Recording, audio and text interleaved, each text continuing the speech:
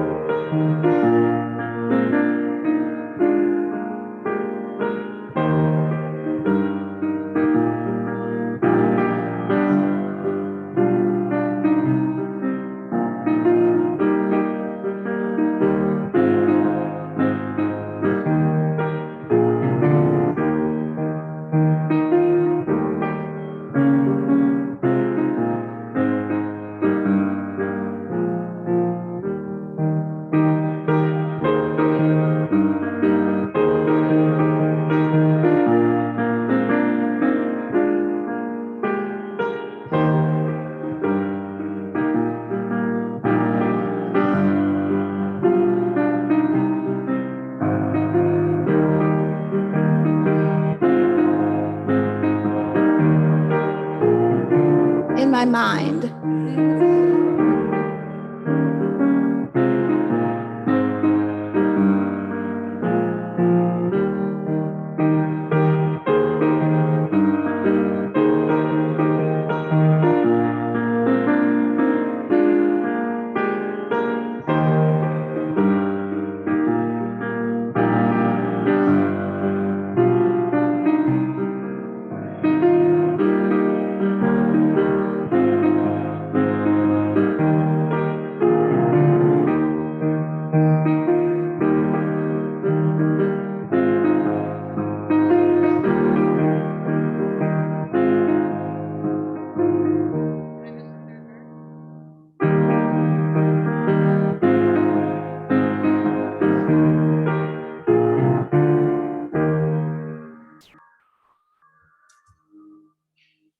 Kind of hard to mess up one of those songs.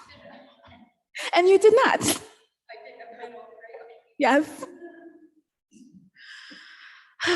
And I love that song because I often need a reminder that there is a river flowing in my soul, in my heart, in my mind, but mostly that I'm somebody and that I am enough. When I thought of this service, good enough, I really had two different kinds of thinking in my head. One is this idea that you are enough. You are enough. You are enough. You are enough. You are enough. You and there are enough. I am enough.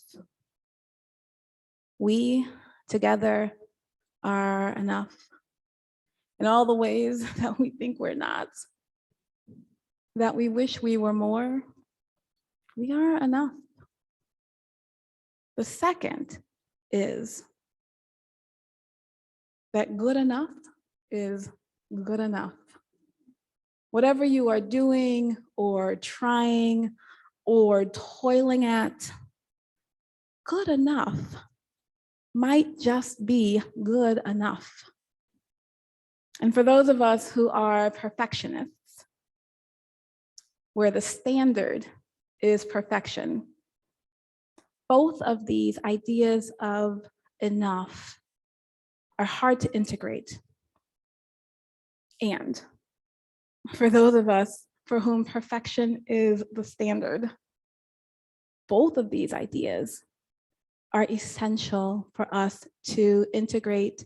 And if we can't integrate it because some of us are 50 or older and still haven't been able to fully integrate it, maybe it's a thing that we remind ourselves of over and over again. That first version, you are enough, pops up everywhere. There are hundreds of quotes. There's a quote on your order of service. I try to find just the right thing that will encapsulate what we're thinking. There were so many quotes saying, "You are enough." I mostly just went with an author that I really appreciated and wanted to remind people of. But there are a million people saying the same thing in many different ways or the same. You are enough. There are affirmations that we can say, there are motivational speeches, there are books telling us, reminding us that we are enough.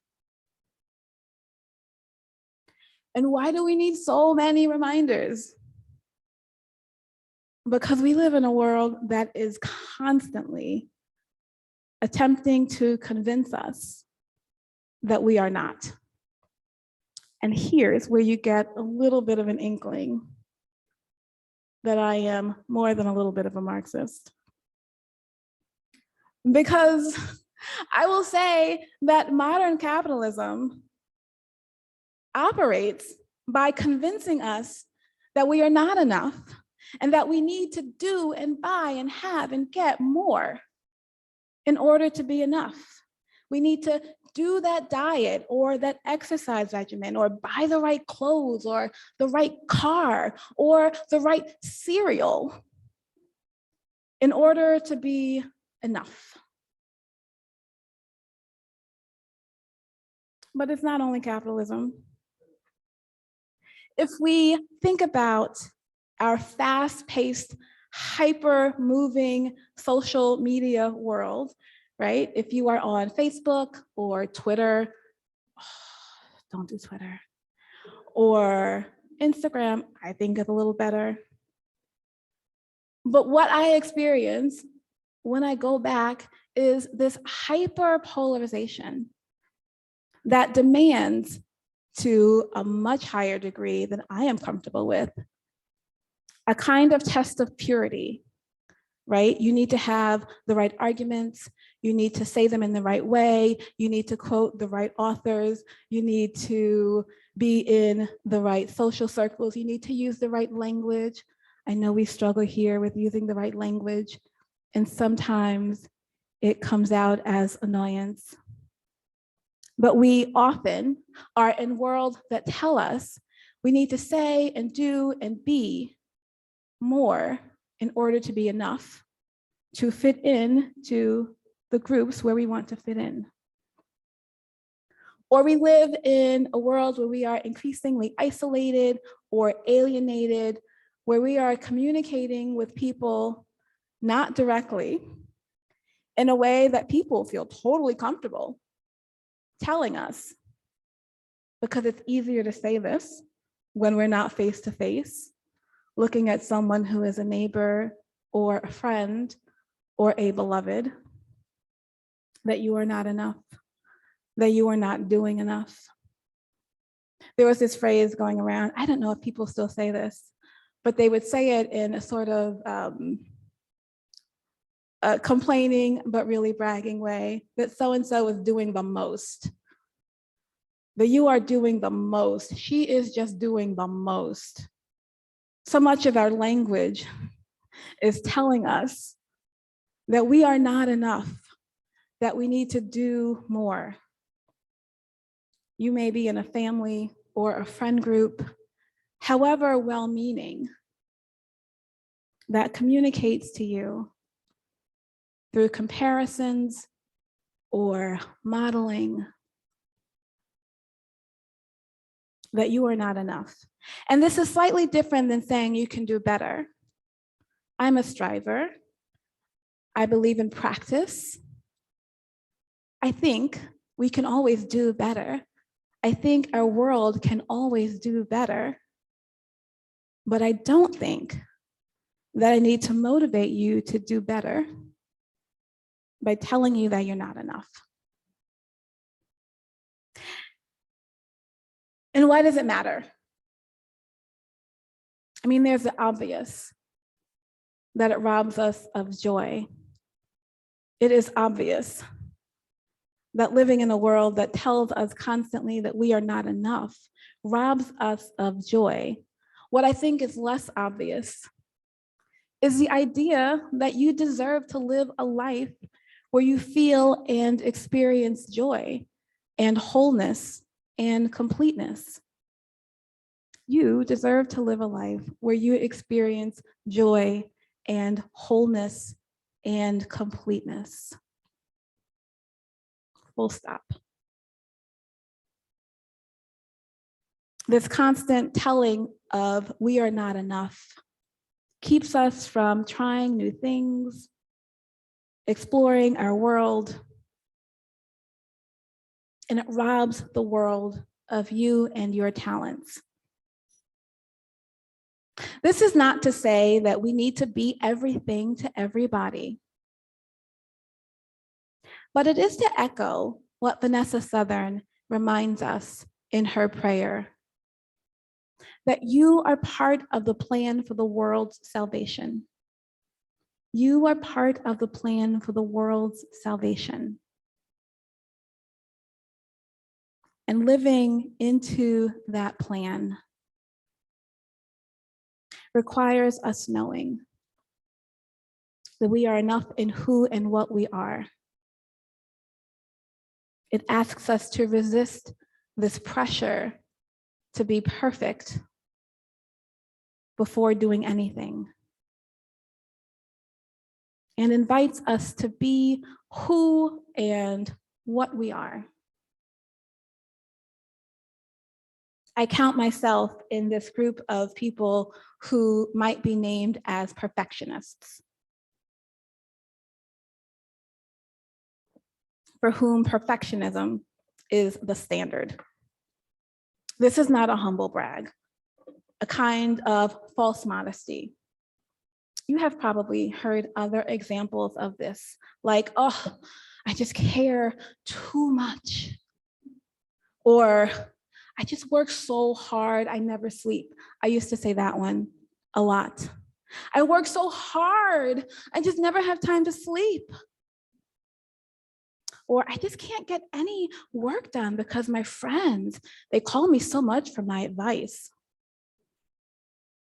These ways of being self-deprecating by saying things that we really are a little bit proud of and expect some cultural cachet from.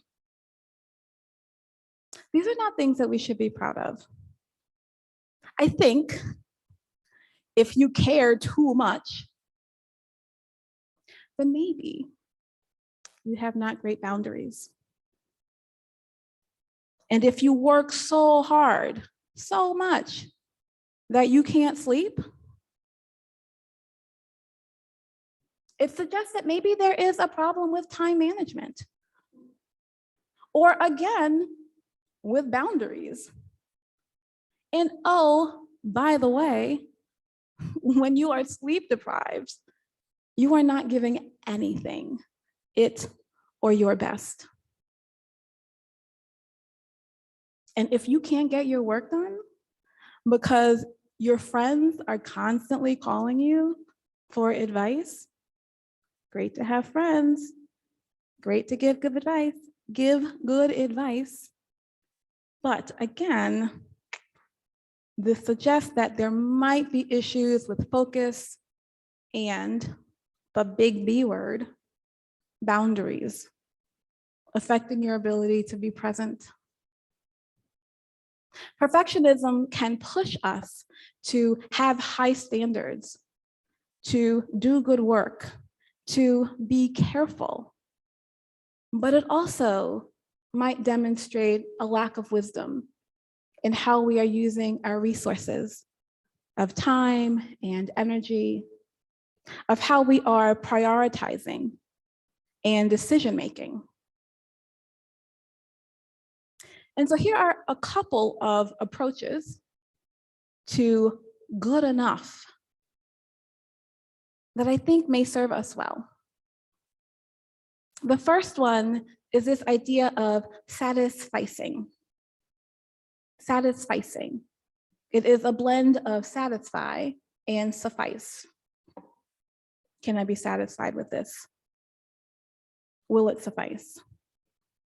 It's a decision-making strategy where you examine available options up until you find one that is acceptable.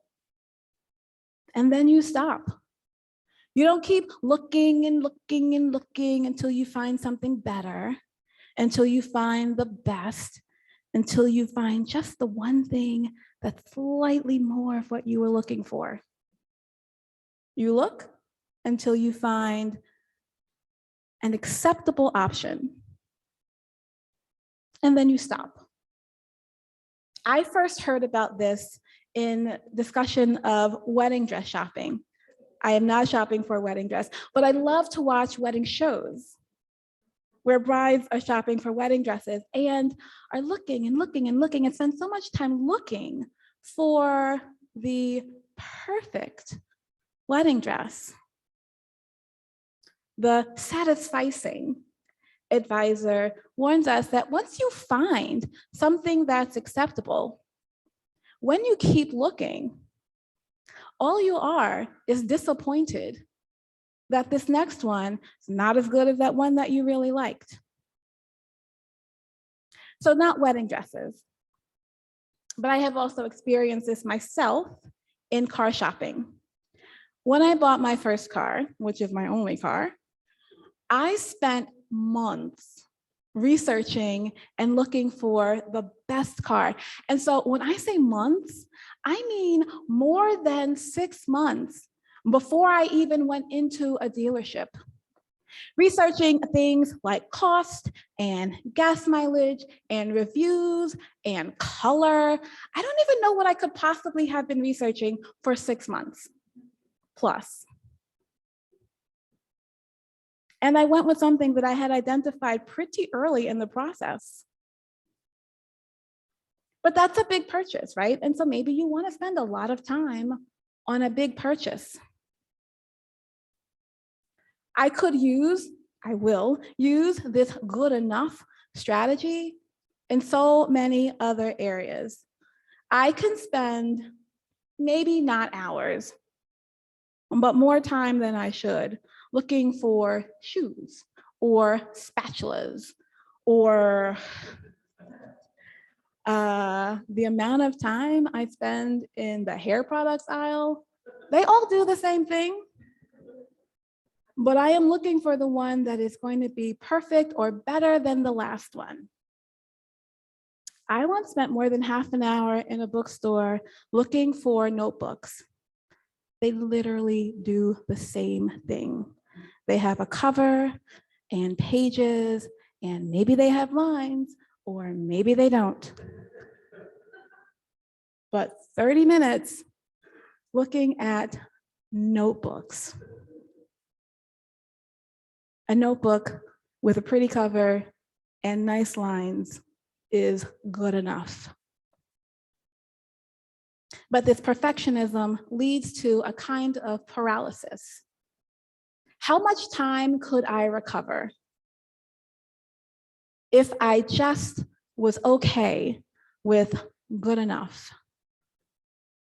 And how could I use that time to enrich my own life or to serve the world around me? If I let myself be okay with good enough. Our own John Andrews reminds us to not let the perfect be the enemy of the good. Sometimes John Andrews sounds a lot like Voltaire.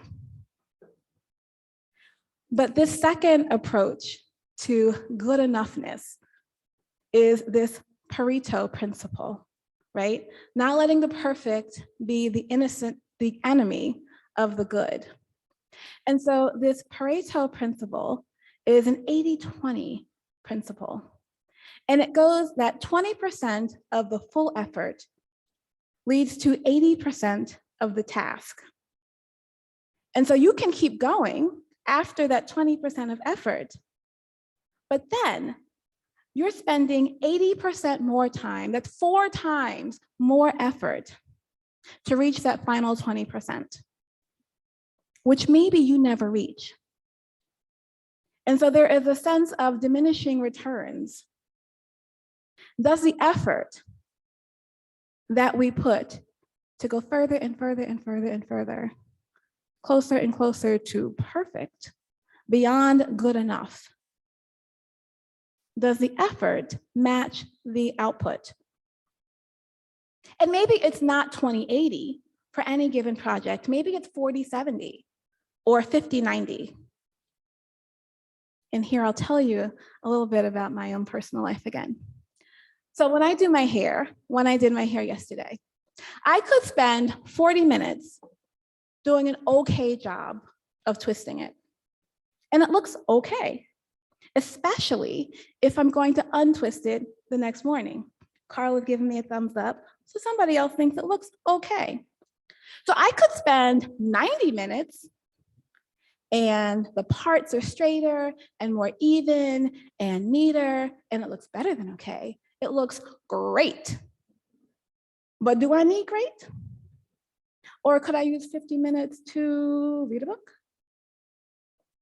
mop the floor, cook a meal? Or I could spend 20 minutes on my hair and it looks kind of janky, which is not actually good enough. It's just quick. And maybe in the end, a waste of time. And so I'm not saying here that we should do work that is shoddy, right? I'm saying we need to determine for ourselves what is good enough. What is good enough? And how much of our resources of time or energy or emotion are we prepared to expend to get us to good enough? There is this idea in design theory. We've done this here a couple of times, but I may not have told you what we were doing. This idea that you plan, do, test, and act. Plan, do, test, act.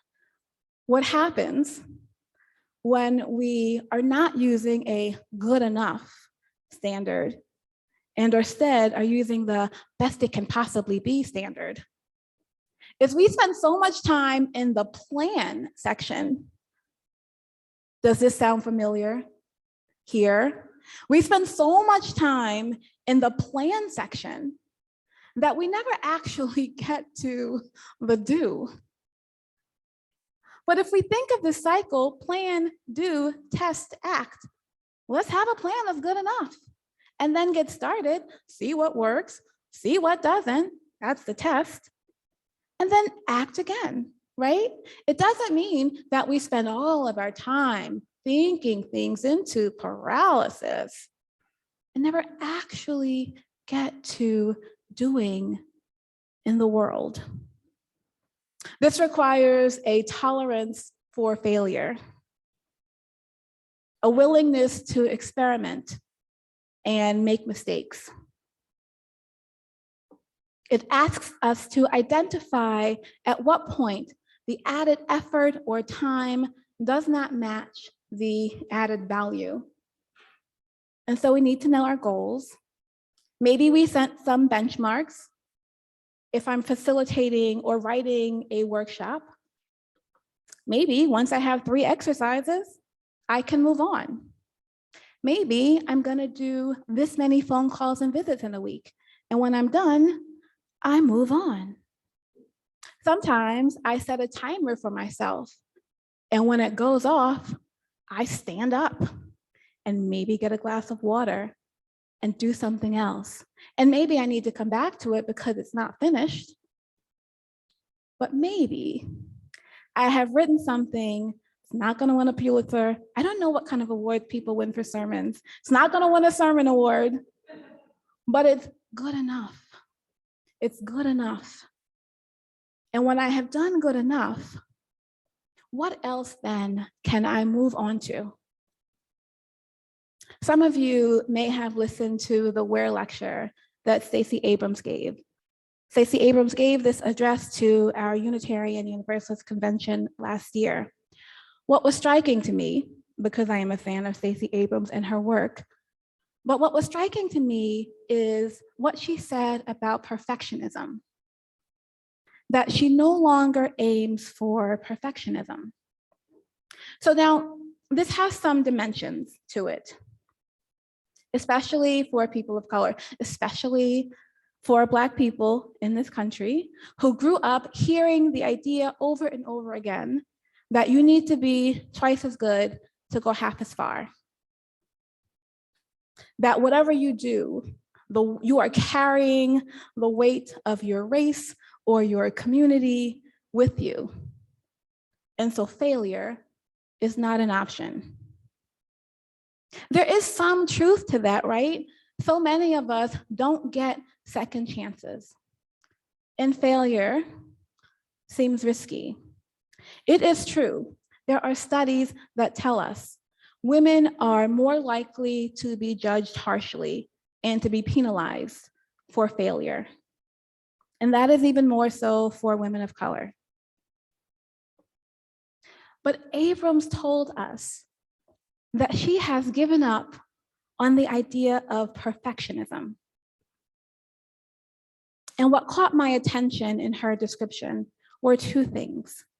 The first is that giving up on perfectionism and embracing a standard of good enough means that she doesn't wait to be perfect before putting herself into the fray. She didn't wait to be perfect before running for office. She didn't wait to be perfect before serving her community. She was good enough to get started. And so she got started and she learned some things on the way and she did some things that didn't work. But she was good enough and then she got better. And the second thing about good enough was that she didn't work until it was perfect. She worked until it was good enough. And then she moved on to the next thing. And then the next thing. There is an urgent need in the world for our witness and our service and our care. And if we are distracted by perfectionism, then we get bogged down in the one fight. What happens if we work until it is good enough and then we move on to the next thing? How much of the world can we touch with our care if we are good enough? And here's what I want you to remember. We cannot wait to be perfect. We cannot work until it is perfect. It will never be perfect. The world will never be perfect. That is the way the world is. There is always a need for you. And there is always a need for us. What is required of us is not perfection.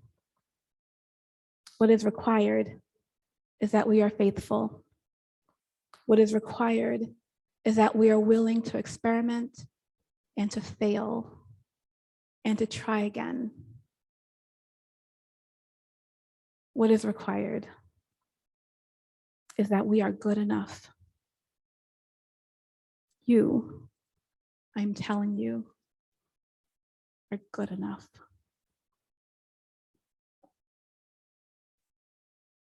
I think we're going to sing together the song. It's in your order of service. I have to toggle to a new page to tell you what it is, but this will give you some time, if you are ahead of me, to find it in your gray hymnal. It's song number 6, Just as Long as I Have Breath.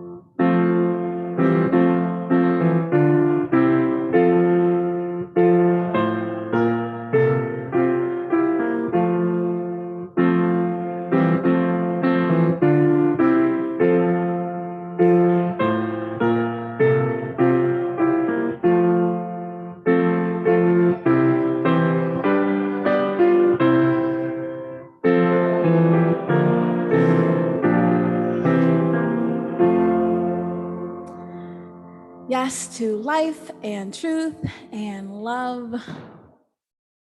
If you are joining us on Zoom, this room will remain open for a few minutes after service for informal conversation. And if you are joining us in person, we invite you to stay and join us either outside or in the fellowship hall for some light refreshments and some fellowship. Again, we invite you to sign our virtual guest book so that we can be in touch in the future. And if you are visiting for the first time or the 50th time and find yourself in alignment with our values and our principles and the spirit of this congregation, we hope that you will find a home here. This benediction comes from the Reverend Israel Bufardi.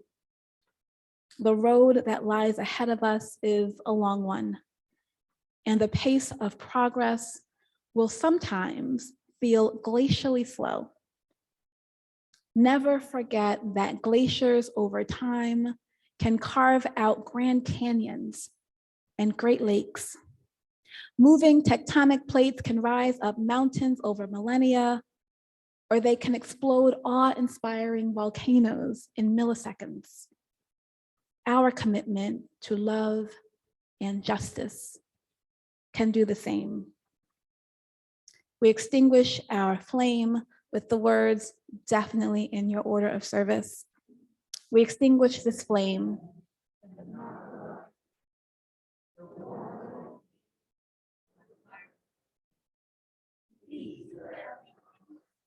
until we are together again. This closing song from Abby, because I am, and hope that you are feeling groovy. So please sing along or hum. I like to hear you sing.